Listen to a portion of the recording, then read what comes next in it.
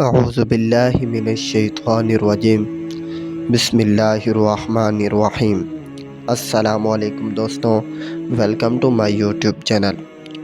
دوستوں، آج ہم آپ لوگوں کو قبر کے سفر کے بارے میں بتائیں گے۔ قبر کا سفر پارٹ نمبر 4 شروع کرنے جا رہا ہوں۔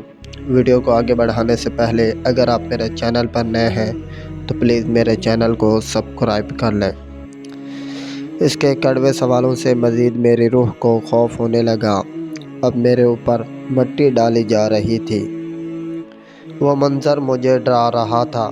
میں پاس کھڑے اپنوں سے چیخ چیخ کر کہہ رہا تھا، خدا کے لیے مجھے یہاں تنہا مکان میں نہ چھوڑو۔ میں دنیا میں تم لوگوں کے بڑے بڑے کام آیا تھا، اب خدا را تم لوگ میرے کام آؤ۔ مجھے اس تنہا مکان میں اکیلا نہ چھوڑو۔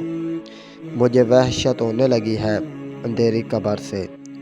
کوئی بھی میری منت نہیں سن پا رہا تھا۔ سب جلدی سے مجھے دفنانے میں لگے ہوئے تھے۔